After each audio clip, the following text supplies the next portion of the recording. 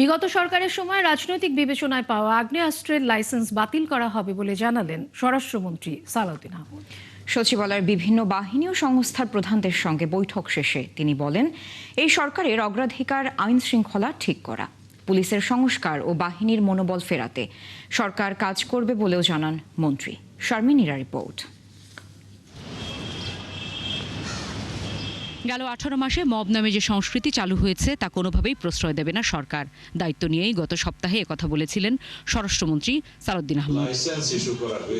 সোমবার সে কথাই পুনর্ব্যক্ত করেন স্বরাষ্ট্রমন্ত্রী। বলেন, আইন শৃঙ্খলা ঠিক করাই হবে সরকারের অগ্রাধিকার। পুলিশের সংস্কার ও বাহিনীর মনোবল বাড়াতে সরকার কাজ করছে বলেও জানান তিনি। পুলিশকে সংস্কার করতে চাই, এই ব্যবস্থাকে সংস্কার করতে চাই এবং প্রকৃতপক্ষে তাদের মনোবল বাড়ানোর মধ্য দিয়ে সেই কাজটা করা যায়। বাংলাদেশে এই প্রথম বার্জার 1 কোটি মালসেন, 1 কোটে পারফেকশন। আমরা সেই কাজটাই করছি এবং পুলিশের মনোবল যাতে বৃদ্ধি হয়, তারা জনগণের বন্ধু হিসেবে কাজ করে। এখন ফ্যাসিবাদীর সময়ে বিভিন্ন কারণে শুধু পুলিশ কেন, এমন কোনো প্রতিষ্ঠান নাই যেটা ধ্বংসপ্রাপ্ত হয় নাই।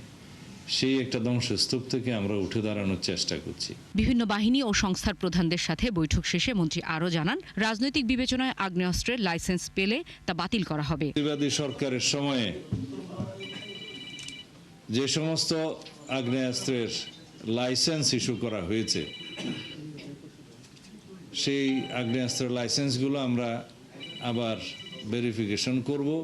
রাজনৈতিক উদ্দেশ্যে বা বিভিন্ন অপরাধমূলক কর্মকাণ্ড করার উদ্দেশ্যে হয়তো অন্যভাবে তারা লাইসেন্স পেয়েছে রাজনৈতিক বিবেচনায়, সেই বিবেচনা যারা পেয়েছে সেগুলো বাতিল করা হবে।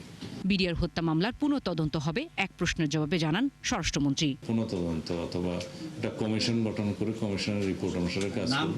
সেটার জন্য আমরা ন্যায় বিচার প্রতিষ্ঠার জন্য প্রতিশ্রুতিবদ্ধ। আপাতত এটুকু। শারমিনীরা, 71, ঢাকা।